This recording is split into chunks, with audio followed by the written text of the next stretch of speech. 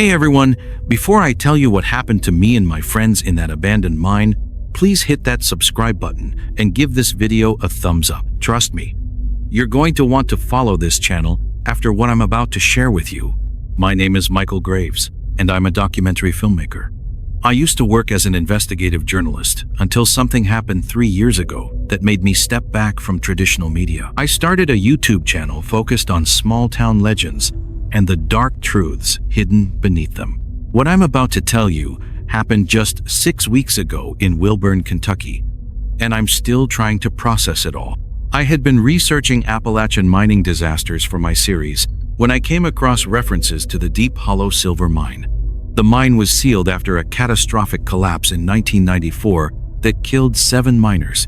But what caught my attention weren't the deaths themselves. It was what the rescue teams found down there with the bodies. According to a single newspaper article I found buried in the archives, there were strange symbols carved into the mine walls and what appeared to be ritual materials scattered throughout the lower tunnels. The story was quickly buried, and no follow-up articles were ever published.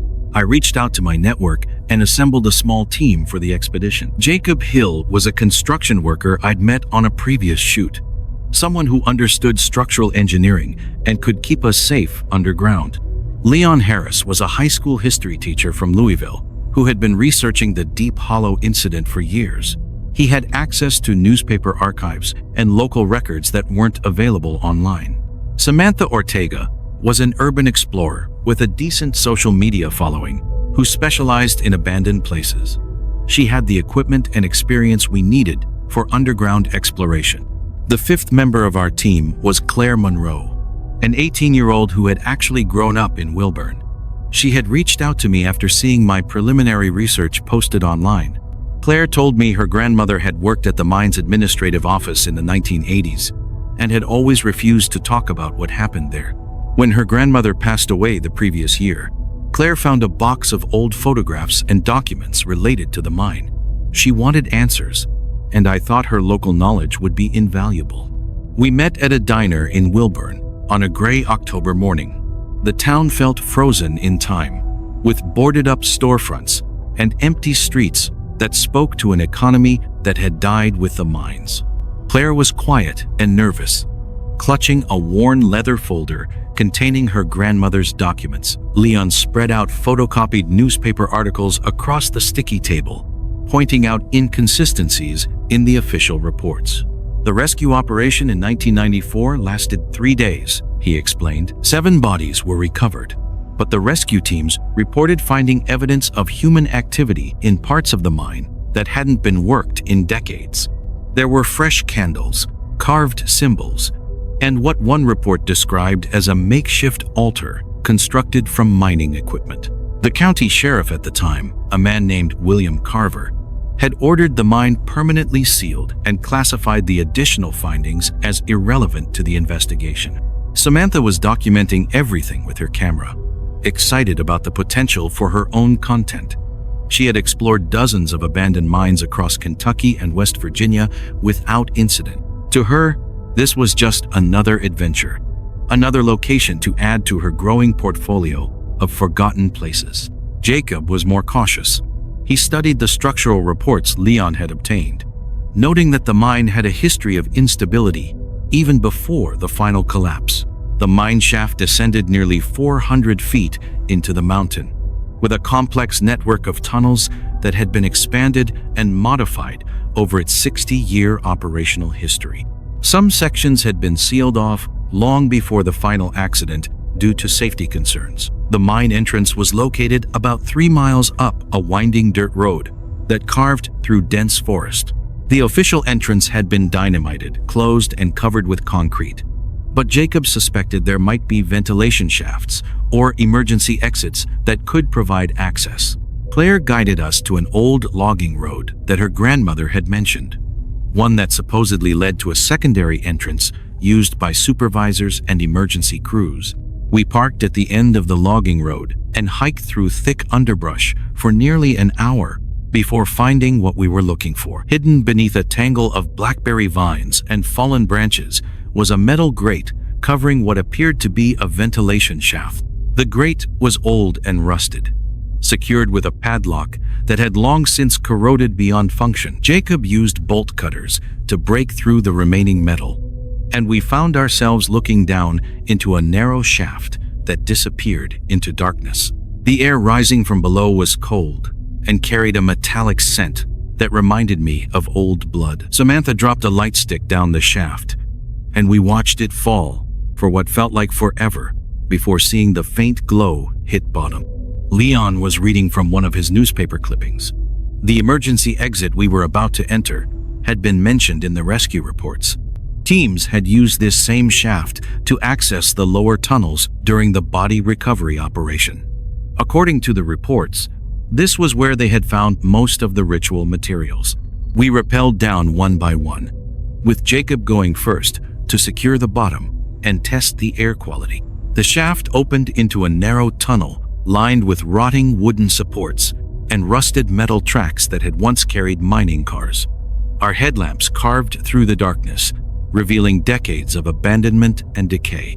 The air was thick and humid, carrying sounds in strange ways that made whispers seem to come from everywhere and nowhere. Our footsteps echoed off the tunnel walls, creating a rhythmic pattern that almost sounded like breathing. Claire stayed close to me, clearly uncomfortable but determined to find answers about her grandmother's secrets. As we moved deeper into the mine, we began finding evidence of the 1994 rescue operation. Emergency lighting cables still hung from the ceiling, though the bulbs had long since burned out or been broken. There were numbered markers spray-painted on the walls, indicating the systematic search pattern the rescue teams had followed. Leon stopped at one of these markers and consulted his map. According to the reports, the ritual materials had been found in a section called the Chapel, a natural cave formation that the miners had incorporated into the tunnel system. The chapel was about half a mile deeper into the mountain, in an area that had been sealed off years before the final collapse. Samantha was filming everything, providing commentary for her eventual video. She was excited about the historical significance of what we were finding, the untouched preservation of a disaster scene. She didn't seem to notice how the temperature was dropping as we moved deeper, or how our voices were beginning to echo in ways that didn't quite make sense given the tunnel dimensions. We reached a junction where the main tunnel split into 3 different passages. Leon checked his map and pointed to the middle passage, which sloped downward at a steep angle. This was the route to the chapel, the deepest accessible part of the mine system. The other 2 passages had been sealed with concrete barriers, though I noticed that one of the barriers had a crack running through it large enough for a person to squeeze through. Jacob tested the wooden supports in the middle passage before allowing us to proceed. The wood was soft with rot, and several of the support beams had shifted noticeably from their original positions. He warned us to stay close together and move carefully, as any significant vibration could trigger a collapse. The passage opened into a larger chamber, and our headlamps revealed why the miners had called it the chapel. The natural cave formation created a domed ceiling that rose nearly 20 feet above us, with mineral formations that looked almost like organ pipes hanging from the rock. But what immediately drew our attention were the markings covering the walls. Someone had carved symbols into the rock face, symbols that clearly weren't part of any mining operation. They were rough and primitive, but there was a deliberate pattern to them. Leon recognized some of the markings from his research into Appalachian folk magic traditions. Protection symbols, binding circles, and what appeared to be warnings carved in a mixture of English and what might have been Cherokee. In the center of the chamber was a circular area where the rock floor had been artificially flattened and polished. Dark stains covered the stone, stains that could have been rust from mining equipment or something else entirely. Around the edge of the circle, someone had arranged chunks of raw silver ore in a deliberate pattern. Claire pulled out her grandmother's photographs and compared them to what we were seeing. The images were old and blurry, but they clearly showed the same chamber we were standing in. However, in the photographs, there were additional markings on the walls, symbols that were no longer visible. Either they had faded over time or someone had deliberately obscured them. Samantha was documenting everything with her camera when she suddenly stopped recording. She pointed to a section of wall that her camera light had just illuminated, an area where fresh markings had been carved into the rock. The symbols were crude but clearly recent, cut through decades of mineral buildup and cave moisture. Someone had been here recently, someone who knew about the chapel and its history. Jacob found evidence of recent human presence scattered around the chamber. Fresh candle wax had dripped onto the stone floor, and there were footprints in the accumulated dust and debris. The footprints led to the back of the chamber, where a narrow passage continued deeper into the mountain. This passage wasn't on any of Leon's maps, and it clearly hadn't been part of the original mining operation. Leon was studying the fresh symbols with growing concern. He recognized some of them from his research into mountain folk traditions, but others were unfamiliar. What worried him most was that several of the symbols appeared to be invitations or summoning marks, the kind used in rituals designed to call something rather than ward it away. We decided to explore the unmapped passage, despite Jacob's concerns about structural integrity. The passage was natural cave formation, carved by water over thousands of years, and it descended at a steep angle into the heart of the mountain. The air became noticeably colder as we moved deeper, and there was a sound echoing from somewhere ahead of us, a rhythmic tapping like someone working with tools. The passage opened into another chamber, smaller than the chapel but clearly significant. The walls were covered with more recent markings, symbols carved with modern tools and still sharp-edged and clear. In the center of the chamber was a deep pit that had been excavated by hand, with piles of removed stone and soil arranged in careful patterns around its edge. Claire approached the pit and immediately stepped back, her face pale with shock. She pointed down into the darkness and whispered that she could see something at the bottom. Jacob shined his powerful flashlight into the pit, revealing what appeared to be wooden planks arranged in a rectangular pattern. It looked like a makeshift coffin or burial box, but it was positioned upside down, as if something was meant to climb out rather than be buried. Leon was reading from his grandmother's documents, papers that Claire had never fully understood until now. The documents described a tradition among some of the mining families, a ritual performed when the mountain became angry and workers began dying in accidents. The ritual involved making an offering to whatever lived in the deep places, a trade that would ensure safe passage for the living. Samantha had resumed filming, but her camera was malfunctioning. The image kept cutting out, showing brief flashes of the chamber followed by several seconds of static. When the image did work, it seemed to show more people in the chamber than the 5 of us who were actually there. Shadows moved independently of our movements, and there were sounds on the audio track that none of us remembered making. The tapping sound was getting louder and more regular, clearly coming from somewhere deeper in the cave system. Jacob wanted to investigate, but Leon insisted we leave immediately. Something about the fresh markings and the recent excavation work had convinced him that we were not alone in the mine, and that whoever else was down there might not appreciate visitors. As we prepared to leave the chamber, Claire made a discovery that changed everything. Hidden behind a pile of excavated stone was a canvas bag containing personal items that clearly belonged to recent visitors. There were modern camping supplies, energy bar wrappers with expiration dates from just weeks ago, and most disturbingly, photographs of our group taken from a distance as we had hiked to the mine entrance. Someone had been watching us, someone who knew we were coming and had been preparing for our arrival. Jacob immediately took charge, insisting that we leave the mine as quickly as possible. But as we made our way back toward the chapel, we discovered that the passage we had used to enter the deeper chamber was no longer accessible. Loose rock had fallen from the ceiling, creating a barrier that would take hours to clear. Leon consulted his maps and found an alternative route that would take us back to the main tunnel system, but it required climbing through a section of the mine that had been partially collapsed for decades.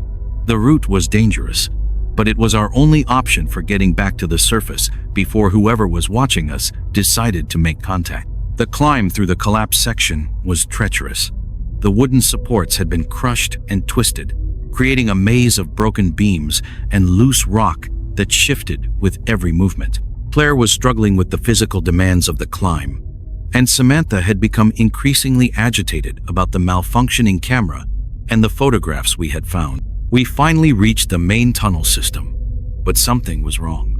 The numbered markers that the rescue teams had left behind were no longer in the same positions we had noted on our way in. Some had been moved entirely, while others had been painted over with fresh symbols that matched the markings we had found in the deeper chambers. Jacob checked his compass and GPS device, both of which had been working perfectly when we entered the mine. Now, both instruments were spinning wildly, unable to establish any consistent reading. We were lost in a tunnel system that we had carefully mapped just hours earlier, and someone was clearly manipulating our environment. The sound of tapping had followed us from the deep chambers, and it was now accompanied by other sounds that seemed to come from everywhere at once. There were voices echoing through the tunnels, whispered conversations in a language none of us recognized. Leon thought he heard Cherokee words mixed with English, but the acoustics of the mine made it impossible to determine the direction or distance of the speakers. Samantha's camera finally died completely, but not before recording several minutes of footage that none of us remembered being filmed. The video showed our group moving through tunnels we had never visited, having conversations we had never had, and interacting with people who had never been there. In some shots, there appeared to be dozens of people in the tunnels with us, all dressed in mining clothes from different historical periods. Claire was becoming increasingly distressed, claiming that she recognized some of the voices we were hearing. She insisted that one of them belonged to her grandmother, who had died the previous year. She wanted to follow the voices deeper into the mine, convinced that her grandmother was trying to tell her something important about the family's connection to the Deep Hollow incident. Leon was trying to maintain rational control of the situation, but his research had not prepared him for anything like what we were experiencing. The historical records had mentioned strange occurrences during the rescue operation, but they had been dismissed as stress reactions and psychological trauma. Now he was beginning to understand that the rescuers had encountered the same phenomena we were facing. Jacob found a junction that he recognized from our entry route, and we began following what we hoped was the path back to the ventilation shaft. But as we moved through familiar tunnels, we realized that the mine was changing around us. Passages that had been clear were now blocked with fresh rockfall, while areas that had been sealed were now open and accessible. The voices were getting clearer and more insistent, and we began to understand fragments of what they were saying. They were talking about us, describing our movements, and discussing our purpose in being there. Some voices seemed friendly and helpful, offering directions and warnings about unstable sections of tunnel. Others were clearly hostile, speaking about outsiders who didn't understand the rules of the deep places. Claire suddenly stopped walking and announced that she could see light ahead. We had been underground for nearly 6 hours, and our headlamp batteries were beginning to fade. The idea of natural light was incredibly appealing, but Jacob was suspicious. According to his calculations, we were still deep inside the mountain, far from any possible surface opening. The light was coming from around a bend in the tunnel, a warm yellow glow that flickered like candlelight. As we approached, we could hear a new sound mixed with the voices and tapping. Someone was playing music, a simple melody picked out on what sounded like a banjo or guitar. The music was hauntingly beautiful, a mountain song that seemed both ancient and familiar. Around the bend, we found a chamber that couldn't possibly exist. It was enormous, easily the size of a cathedral, with a ceiling that disappeared into darkness beyond the reach of our lights. The walls were lined with what appeared to be mining equipment from different historical periods. Everything from hand tools and pickaxes to modern pneumatic drills and safety equipment. In the center of the chamber was a gathering of people, perhaps 30 or 40 individuals sitting in a large circle around a small campfire. They were dressed in work clothes from different eras, some wearing the heavy canvas and leather of 19th century miners, others in the hard hats and reflective safety gear of more recent workers. All of them appeared to be miners who had worked in Deep Hollow over its 60-year operational history. The people around the fire were clearly aware of our presence, but they didn't acknowledge us directly. They continued their quiet conversations and music, occasionally glancing in our direction but making no move to approach or communicate. Leon whispered that he recognized some of the faces from old newspaper photographs, men who had died in various mining accidents over the decades. Claire was staring at the gathering with growing recognition. She pointed to an elderly woman sitting near the fire and insisted that it was her grandmother, the same woman who had died the previous year. The woman looked exactly as she had appeared in old family photographs, but she was dressed in work clothes that Claire had never seen her wear. Jacob was studying the chamber itself, trying to understand how such a large space could exist within the mountain without appearing on any mining surveys or geological maps. The walls showed evidence of both natural formation and deliberate excavation, as if the original cave had been expanded and modified over many years of use. Samantha approached the edge of the gathering, camera in hand, despite its earlier malfunction. As she got closer, the people around the fire began to fade, becoming translucent and insubstantial. But they didn't disappear entirely. Instead, they seemed to shift between solid presence and ghostly appearance, as if they existed in some state between life and death. One of the figures, a man in relatively modern mining gear, stood up and walked toward us. He was solid and real-looking, but there was something wrong with his appearance. His face was covered with a fine layer of rock dust, and his eyes reflected our headlamp light like the eyes of an animal. When he spoke, his voice seemed to come from the walls of the chamber rather than his mouth. He told us that we had entered a place that existed outside of normal time, a gathering point for everyone who had died in the Deep Hollow mine system over the decades. They met here regularly to share stories and maintain their connection to the mountain that had claimed their lives. Our presence was unusual but not unwelcome, as long as we understood and respected the rules of this place. The rules were simple but absolute. We could observe and even interact with the gathering, but we could not take anything from the chamber or document what we saw there. Any attempt to record or remove evidence would result in our permanent addition to the gathering. We would become part of the mountain's collection, forever bound to the deep places like the miners who had come before us. Claire was drawn to her grandmother, who had finally acknowledged our presence and was beckoning her closer to the fire. The old woman began speaking in a voice that was exactly as Claire remembered, telling her about the family's long connection to the Deep Hollow mine and the obligations that came with that heritage. For generations, Claire's family had served as intermediaries between the living and the dead in the mining community. They helped maintain the balance that kept the mountain spirits peaceful and prevented them from interfering with the operations of the living world.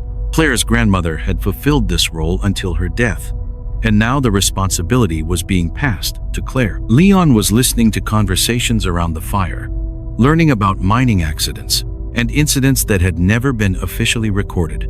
The gathered miners spoke freely about cave-ins that had been covered up, safety violations that had been ignored, and workers who had simply vanished in the deep tunnels without explanation. They also spoke about the rituals and offerings that had been made to keep the mountain peaceful. Jacob was becoming increasingly uncomfortable with our situation. As a practical person who dealt with structural engineering and physical reality, he was struggling to accept what we were experiencing. He kept checking his equipment and trying to find rational explanations for everything we were seeing and hearing. But even Jacob couldn't deny the physical evidence that was accumulating around us. The chamber was real and solid, with temperature variations and air currents that could be measured and documented. The people around the fire cast shadows and created footprints in the dust. Whatever was happening here had genuine physical presence, even if it defied conventional understanding. Samantha was documenting the experience in a notebook, since her camera continued to malfunction. She was writing detailed descriptions of everything she observed, creating a record that could be shared even if electronic evidence was impossible to obtain. But as she wrote, the words on the page began to change, shifting and rearranging themselves into different messages. The notebook was writing back to her, carrying on a conversation that she had not initiated. The handwriting was different from her own, And the information being provided included details about the mine's history that none of us had known. Someone, or something, was using her notebook as a communication device. Claire's grandmother was explaining the family's role in maintaining the boundary between the world of the living and the gathering place of the dead miners. The work required regular visits to the deep chambers, the maintenance of protective symbols, and the performance of rituals that ensured the peaceful coexistence of both worlds. But the grandmother was also warning Claire about recent changes that threatened this delicate balance. New people had been coming to the mine, people who didn't understand or respect the traditions that had kept the mountain peaceful. They were performing their own rituals, attempting to exploit the power of the deep places for their own purposes. These newcomers were the source of the fresh markings we had found, and they were responsible for the recent excavation work in the deeper chambers. They were trying to break down the barriers that separated the world of the living from the gathering place, believing that they could control or command the spirits of the dead miners. Leon was learning about the historical context of these spiritual boundaries from conversations with miners who had lived through different periods of the mine's operation. The traditions went back to the original Cherokee inhabitants of the mountain, who had understood and respected the spiritual significance of the underground spaces. When European settlers began mining operations in the 1800s, they initially ignored the Cherokee warnings about the deep places. Early mining accidents were frequent and devastating, with entire work crews vanishing or being killed in unexplained cave-ins and equipment failures. The surviving mining families eventually learned to work with the Cherokee traditions, adapting them to their own cultural practices and creating a hybrid system of beliefs and rituals. This system had maintained relative peace in the mines for over a century, with accidents becoming predictable and manageable rather than catastrophic and mysterious. The 1994 collapse had been the result of someone violating these traditions, attempting to exploit the spiritual power of the mountain for personal gain. The rescue operation had discovered evidence of unauthorized rituals that had destabilized the careful balance between the living and the dead. Now history was repeating itself with the arrival of new people who had learned about the Deep Hollow incident through internet research and urban exploration communities. They were drawn by stories of paranormal activity and hidden treasure, completely unaware of the cultural and spiritual significance of what they were disturbing. Jacob was approached by a miner from the 1940s who explained the practical side of maintaining the spiritual balance. The work involved regular inspection of the protective symbols, replacement of ritual materials that had been consumed or damaged, and most importantly, ensuring that unauthorized people didn't access the deeper chambers. The miner explained that the gathering place existed in a state of delicate equilibrium. Too much attention from the living world could destabilize it, causing the spirits to become agitated and potentially dangerous. Conversely, complete abandonment would allow the boundary between worlds to weaken, potentially allowing the dead to influence or interfere with living people. Claire was learning about the specific techniques and knowledge she would need to fulfill her inherited role. The work required understanding of both traditional Cherokee practices and the adaptations made by European mining families. She would need to learn about symbol carving, ritual timing based on lunar cycles, and the preparation of offerings appropriate to mountain spirits. But she was also being warned about the immediate danger posed by the recent unauthorized activities. The people who had been disturbing the deep chambers were planning something significant, a major ritual that could permanently damage the boundary between worlds. They needed to be stopped before they could complete their work. Samantha's notebook conversation was providing tactical information about the unauthorized group. They were urban explorers and amateur occultists who had combined internet research with stolen artifacts from Cherokee archaeological sites. They believed they could use the Deep Hollow mine as a portal to communicate with or command spirits of the dead. The group had been studying the mine for over a year, mapping the tunnel systems and researching the history of the 1994 incident. They had identified the deeper chambers as the focal point of spiritual activity and had been conducting increasingly complex rituals in an attempt to establish control over the phenomena they encountered. Their ultimate goal was to create a permanent opening between the world of the living and the gathering place of the dead, believing that this would give them access to hidden knowledge and supernatural power. They had no understanding of the cultural significance of what they were attempting or the potential consequences of their actions. Leon was learning about the historical precedents for what the unauthorized group was attempting. Similar efforts had been made in other Appalachian mining communities, usually with catastrophic results. Mining disasters, unexplained deaths, and long-term environmental problems were the typical outcomes when people tried to exploit mountain spirits for personal gain. The gathered miners were becoming agitated as they discussed the current threat. Their peaceful gathering was being disrupted by the unauthorized rituals, and they were being prevented from maintaining their traditional connection to the mountain. Some were advocating for direct intervention to stop the unauthorized group, while others preferred to work through living intermediaries like Claire. Jacob was trying to understand the practical implications of what we were learning. If there really was an organized group conducting unauthorized rituals in the mine, they represented a genuine safety threat, regardless of any supernatural considerations. Their excavation work could destabilize tunnel systems, and their presence created liability issues for anyone else exploring the mine. Claire's grandmother was providing specific instructions for countering the unauthorized group's activities. The work would require returning to the deeper chambers and performing corrective rituals to repair the damage that had already been done. It would also involve confronting the unauthorized group directly and convincing them to abandon their activities. But the grandmother was also warning that the confrontation might not be peaceful. The unauthorized group had invested significant time and effort in their project, and they were unlikely to abandon it voluntarily. They might resort to violence to protect what they saw as their territory and their work. The gathering was beginning to disperse as the miners returned to whatever existence they maintained when not assembled in the chamber. Claire's grandmother provided final instructions and warnings, emphasizing the urgency of the situation and the importance of acting quickly to prevent permanent damage to the spiritual balance. As the last of the miners faded from view, we found ourselves alone in the chamber, with our flickering headlamps and the dying campfire. The enormous space seemed smaller now, more like a natural cave formation than the cathedral-like gathering place we had experienced during the meeting. Leon was organizing the information we had gathered, trying to create a coherent plan for addressing the threat posed by the unauthorized group. We needed to return to the deeper chambers to assess the damage they had caused and attempt to reverse their unauthorized rituals. But we also needed to be prepared for a potential confrontation with people who might be armed and desperate to protect their project. Jacob suggested that we contact local law enforcement, but we had no evidence that would be convincing to skeptical authorities. Claire was struggling with the magnitude of the responsibility she had inherited.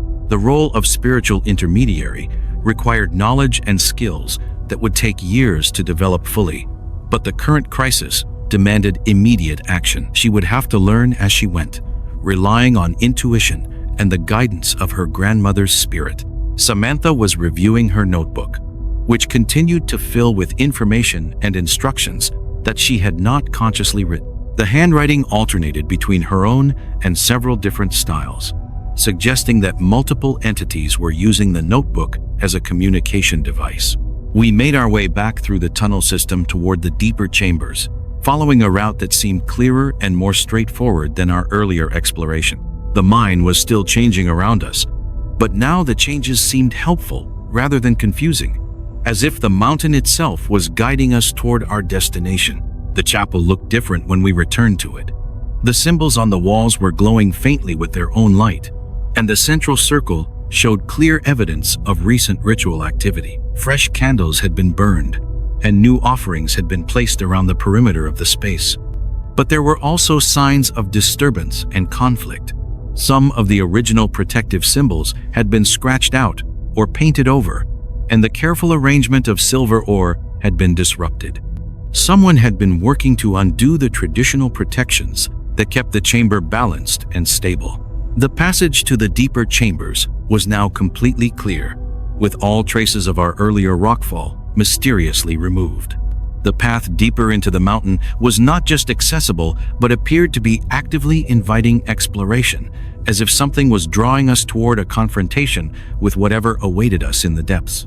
Claire took the lead as we moved deeper into the mountain, following instructions that seemed to come from somewhere beyond her conscious knowledge. She was learning to navigate by intuition and spiritual guidance rather than physical landmarks, trusting in the inherited connection to the mountain that her grandmother had described. The deeper chambers showed extensive evidence of recent excavation and modification. Someone had been working to expand the natural cave formations, creating larger spaces and new connections between previously separate areas. The work had been done with power tools and modern equipment, but it followed patterns that suggested knowledge of traditional Cherokee cave modification techniques. We found the unauthorized group's base camp in a large chamber that had been significantly modified from its natural state. They had installed battery-powered lighting systems, communications equipment, and what appeared to be sophisticated recording and monitoring devices. The scale of their operation was far larger than we had anticipated, but the camp appeared to be temporarily abandoned, with equipment left running but no sign of recent human presence. Electronic devices were operating autonomously, recording environmental data and monitoring for changes in electromagnetic fields and temperature variations. Samantha examined the recording equipment and discovered that it had been documenting our entire underground expedition. Cameras we had never noticed had been tracking our movements since we first entered the mine, and our conversations had been recorded and analyzed by software designed to identify specific keywords and phrases. Leon found research materials that revealed the unauthorized group's true purpose and the scope of their project. They were not just amateur occultists seeking paranormal experiences. They were part of a larger organization that was systematically investigating and attempting to exploit spiritual sites throughout the Appalachian region. Their research included detailed maps of sacred Cherokee sites, analysis of traditional spiritual practices, and documentation of previous attempts to create artificial portals between the world of the living and various spiritual realms. The Deep Hollow Mine was just one of several locations where they were conducting active experiments. Jacob discovered that the group had been monitoring our research and planning our expedition for weeks before we actually arrived at the mine. They had intercepted our communications, studied our backgrounds, and prepared specifically for our arrival. We had walked into a trap that had been designed specifically for us. Claire found personal items belonging to her grandmother mixed in with the unauthorized group's research materials. They had broken into her grandmother's house after her death and stolen documents, photographs, and artifacts related to the family's traditional role as spiritual intermediaries. The unauthorized group had been using Claire's family heritage as a key to accessing and understanding the spiritual systems they were trying to exploit. They had identified Claire as a potential asset or threat to their project, and had been manipulating events to bring her to the mine under circumstances they could control. But their careful planning had not anticipated the level of spiritual resistance they would encounter from the gathered miners and the mountain itself. Their equipment was malfunctioning in ways that suggested active interference from non-physical sources, and their excavation work was being mysteriously undone as quickly as they could complete it. Samantha's notebook was now being used by multiple entities to provide tactical information about the unauthorized group's activities and weaknesses.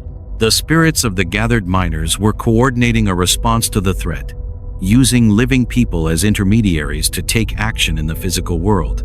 Leon found evidence that the unauthorized group was planning a major ritual for the following night, during a new moon phase that they believed would provide optimal conditions for opening a permanent portal between worlds. The ritual would require the participation of living intermediaries, and Claire had been specifically targeted for this role. Jacob discovered that the group's excavation work had destabilized the structural integrity of the entire mine system. Their modifications to the natural cave formations had created pressure points and weak spots that could trigger a catastrophic collapse if subjected to vibration or additional stress. Claire was receiving instructions through her inherited spiritual connection, learning that the gathered miners were prepared to take direct action to prevent the unauthorized ritual from taking place. But such action would likely trigger the structural collapse that Jacob had identified, potentially trapping or killing everyone in the mine system. We realized that we were facing a situation where all of the available options carried significant risks. We could attempt to sabotage the unauthorized group's equipment and ritual preparations, but this would likely provoke a violent confrontation with people who had demonstrated their willingness to use any means necessary to achieve their goals.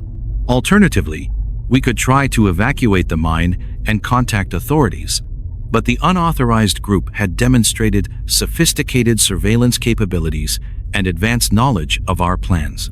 They would likely detect any attempt to bring in outside help and could accelerate their timeline to complete the ritual before intervention was possible. The third option was to allow Claire to participate in the unauthorized ritual, hoping that her inherited spiritual knowledge would allow her to disrupt it from within. But this would put her in extreme personal danger and would require her to use spiritual techniques that she had not yet fully learned or mastered. As we debated our options, we began to realize that the unauthorized group was returning to their base camp. We could hear voices and equipment sounds echoing through the tunnel system, growing closer as they made their way to the deeper chambers. We had very little time to decide on a course of action and implement it before we would be discovered. Claire made the decision for us, announcing that she would attempt to disrupt the ritual from within, while the rest of us worked to sabotage the group's equipment and documentation. She believed that her grandmother's spirit and the gathered miners would provide the guidance and protection she needed to survive the confrontation. Jacob began identifying key pieces of equipment that could be disabled or destroyed to prevent the ritual from taking place. The power systems and communications equipment were particularly vulnerable, and damaging them would leave the unauthorized group isolated and unable to coordinate their activities. Leon started collecting documentation and research materials that could be used as evidence if we survived to report the unauthorized group's activities to appropriate authorities. The materials also contained information about other spiritual sites that were being threatened by similar exploitation attempts. Samantha continued documenting our experience through her notebook, which had become a direct communication link with the spiritual entities that were coordinating resistance to the unauthorized group. The notebook was providing real-time tactical information and instructions for disrupting the planned ritual. The unauthorized group's voices were getting closer, and we could see lights beginning to illuminate the passages leading to their base camp.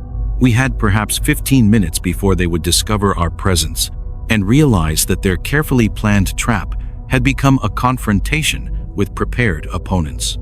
Claire positioned herself in the central ritual chamber, where the unauthorized group planned to conduct their ceremony. She began following her grandmother's instructions for establishing spiritual protection and preparing to counter whatever techniques the unauthorized group would attempt to use. Jacob, Leon, and Samantha spread out to target different aspects of the unauthorized group's operation.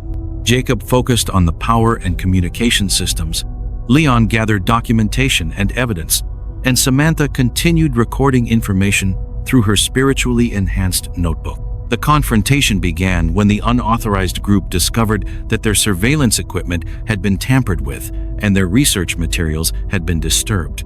They immediately implemented security protocols, sealing the chamber exits and activating backup lighting systems that illuminated the entire area. We found ourselves facing 6 people, all dressed in modern outdoor gear and carrying sophisticated communications and recording equipment. They were led by a woman in her 40s who introduced herself as Dr. Sarah Chen, claiming to be a researcher studying indigenous spiritual practices and their potential applications to modern psychological and medical problems. But her claimed academic credentials were clearly a cover story for more exploitative purposes. The group's equipment and methods were designed for extracting and manipulating spiritual phenomena rather than studying or documenting them. They were spiritual strip miners, seeking to exploit indigenous traditions for personal gain. Dr. Chen tried to convince us to cooperate with their research, claiming that our presence was actually helpful to their project and offering to share whatever benefits they obtained from their work. But Claire's inherited spiritual knowledge allowed her to see through their deceptions and understand their true intentions. The unauthorized group had been conducting similar operations at spiritual sites throughout the region, always working through intermediaries and cover stories that concealed their exploitative purposes. They represented a systematic threat to indigenous spiritual traditions and the communities that maintained them. Leon confronted Dr. Chen with evidence of their theft from Claire's grandmother's house and their violation of Cherokee sacred sites throughout the region. He demanded that they cease their activities and return the stolen artifacts and documents to their rightful communities. But Dr. Chen and her group were not interested in negotiation or compromise. They had invested too much time and resources in their project to abandon it voluntarily, and they believed that their sophisticated equipment and techniques gave them advantages over traditional spiritual practitioners. The confrontation escalated when Claire began performing counter-rituals designed to neutralize the unauthorized group's preparations and protect the spiritual boundaries they were trying to violate. Her actions triggered responses from the gathered miners and other spiritual entities associated with the mountain. The mine itself began to respond to the spiritual conflict taking place in its depths. Temperature fluctuations, electromagnetic disturbances, and acoustic anomalies created an environment where electronic equipment malfunctioned and normal physical laws seemed unreliable. Jacob's sabotage efforts were enhanced by these supernatural effects, as the unauthorized group's equipment began failing in ways that appeared to be deliberate and coordinated. Power systems overloaded, communications devices produced only static, and recording equipment captured images and sounds that had no apparent physical source. Samantha's notebook became a command center for spiritual resistance efforts, with multiple entities providing tactical information and coordinating actions designed to prevent the unauthorized ritual from taking place. The notebook was writing faster than any human could read, filled with instructions and warnings in multiple languages and writing systems. Dr. Chen attempted to proceed with her ritual despite the equipment failures and supernatural interference, relying on backup procedures and manual techniques that didn't require electronic support. But Claire's counter-rituals were disrupting her ability to maintain the concentration and spiritual focus that her work required. The gathered miners began manifesting more directly in the physical world, appearing as visible apparitions that surrounded the unauthorized group and interfered with their movements. The spirits were no longer confined to their traditional gathering place, but were actively intervening in the world of the living.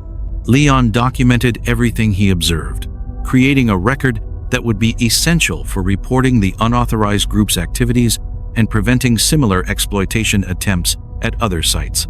His academic training in historical research provided him with the skills needed to create credible documentation of incredible events. The structural instability that Jacob had identified earlier began manifesting as the spiritual conflict intensified. The mine's wooden supports creaked and shifted, loose rock began falling from the ceiling, and cracks appeared in the stone walls of the chambers. Claire realized that the spiritual resistance efforts were triggering the physical collapse that could trap or kill everyone in the mine. She needed to find a way to neutralize the unauthorized group's threat without causing a catastrophic structural failure that would destroy the entire site. Working through her inherited spiritual connection, Claire began communicating directly with the gathered miners and other spiritual entities associated with the mountain. She negotiated a solution that would remove the immediate threat while preserving both the physical integrity of the mine and the spiritual boundaries that protected both worlds. The solution required Claire to accept full responsibility for maintaining the spiritual balance at the Deep Hollow site, taking on the role that her grandmother had fulfilled until her death. She would need to dedicate significant time and effort to learning and performing the traditional practices that kept the mountain peaceful and stable. In exchange, the gathered miners would withdraw their active resistance and allow the unauthorized group to leave the mine safely. But Dr. Teprage Chen and her colleagues would be permanently barred from returning to the site or conducting similar activities at other spiritual locations throughout the region. The spiritual entities would also ensure that the unauthorized group's stolen artifacts and documentation were returned to their rightful communities and that their exploitative research could not be used to threaten other indigenous spiritual sites. Dr. Chen initially refused the proposed solution, insisting that her research was too important to abandon and that she had legal rights to conduct her activities on public land. But the supernatural phenomena surrounding her made it clear that her legal rights were irrelevant to the spiritual authorities that controlled the site. The mine's structural instability continued to worsen as the standoff continued, with falling rock and shifting supports making it increasingly dangerous for anyone to remain in the deeper chambers. Jacob warned that a complete collapse was imminent unless the spiritual conflict was resolved immediately. Claire made the final decision to fully accept her inherited role, performing a traditional acceptance ritual that formalized her commitment to maintaining the spiritual balance at Deep Hollow. The ritual required her to pledge significant portions of her future time and energy to the mountain and its spiritual community. As soon as Claire completed the acceptance ritual, the supernatural phenomena began to subside. The gathered miners withdrew to their traditional gathering place. The mine's structural instability stabilized, and the electronic equipment belonging to the unauthorized group resumed normal operation. Dr. Chen and her colleagues found themselves compelled to leave the mine immediately, driven by an overwhelming psychological pressure that made it impossible for them to remain in the deeper chambers. They gathered their equipment and documentation hastily, clearly eager to distance themselves from the site as quickly as possible. We followed the unauthorized group to the surface, ensuring that they actually left the area and didn't attempt to return immediately. Their sophisticated surveillance and communications equipment had been permanently damaged by the supernatural effects, leaving them unable to monitor or interfere with future activities at the site. Claire remained behind to perform follow-up rituals designed to repair the damage caused by the unauthorized group's activities and restore the traditional spiritual boundaries that protected the mountain. She would need to return regularly to maintain these protections and fulfill her inherited responsibilities. Leon, Jacob, Samantha, and I emerged from the mine as the sun was rising, having spent nearly 12 hours underground dealing with a situation that challenged everything we thought we knew about reality and the relationship between the physical and spiritual worlds. The experience had changed all of us in fundamental ways. We had encountered clear evidence that consciousness and identity could survive physical death, that spiritual traditions maintained by indigenous communities contained genuine practical knowledge, and that there were people actively working to exploit these phenomena for personal gain. Samantha's notebook contained hundreds of pages of information and instructions that had been provided by spiritual entities during our underground expedition. The material included detailed guidance for protecting other indigenous spiritual sites from similar exploitation attempts. Leon had gathered documentation that would allow him to report the unauthorized group's activities to appropriate academic and legal authorities. The evidence also supported broader investigations into systematic exploitation of indigenous spiritual traditions throughout the region. Jacob had gained first-hand experience with phenomena that challenged his practical, engineering-focused worldview. He was struggling to integrate what he had experienced with his previous understanding of physics and structural mechanics. I had the documentation and footage needed to create a compelling video about our experience, but I was also aware of the responsibility that came with sharing information about sensitive spiritual sites and vulnerable indigenous communities. Claire had accepted a lifelong commitment to maintaining spiritual boundaries and protecting her community's traditional practices. She would need support and resources to fulfill this role effectively, while also building a normal adult life. We agreed to stay in contact and provide mutual support as we processed what we had experienced and worked to prevent similar exploitation attempts at other locations. We also committed to respecting the spiritual significance of the Deep Hollow site and the traditional practices that kept it stable and peaceful. The unauthorized group's activities represented part of a larger pattern of spiritual exploitation that threatened indigenous communities throughout the Appalachian region and beyond. Our experience had provided us with knowledge and resources that could be used to identify and counter similar threats. But we also understood that sharing our story publicly would attract unwanted attention to the Deep Hollow site and potentially encourage other exploitative groups to attempt similar activities. We needed to find ways to raise awareness about spiritual exploitation without compromising the safety and privacy of vulnerable communities. The balance between public education and community protection would require careful consideration and ongoing consultation with appropriate indigenous leaders and cultural authorities. Our experience had given us responsibilities that extended far beyond our original documentary project. As we drove away from Wilburn that morning, we were already beginning to understand that our lives had been permanently changed by what we had experienced in the Deep Hollow mine. We had encountered realities that most people would find impossible to believe, and we had accepted responsibilities that would influence our decisions and actions for years to come. The mountain behind us looked peaceful and ordinary in the morning sunlight, giving no indication of the complex spiritual ecosystem that existed in its depths. But we knew that the gathered miners were still there, maintaining their eternal vigil and protecting the boundaries between the worlds of the living and the dead. Claire would return within the week to begin learning the traditional practices that would allow her to fulfill her inherited role effectively. The rest of us would support her efforts while also working to document and prevent similar exploitation attempts at other vulnerable sites. Our documentary project had evolved into something far more significant than we had originally planned. We had uncovered evidence of systematic spiritual exploitation and had developed relationships with spiritual communities that could help address these threats on a regional scale. But we had also learned that some knowledge comes with prices that extend far beyond what we initially expect to pay.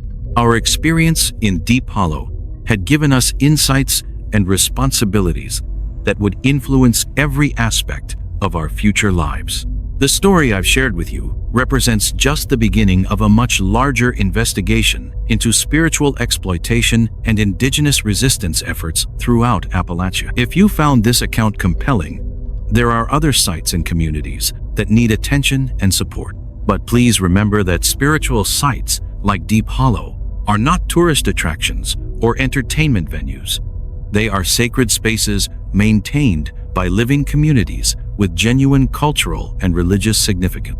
Any interest or involvement should be approached with respect, humility, and genuine commitment to supporting indigenous rights and cultural preservation. Thank you for listening to my account of what we experienced in the Deep Hollow mine. I hope it will help raise awareness about spiritual exploitation and the importance of protecting indigenous sacred sites from those who would misuse them for personal gain.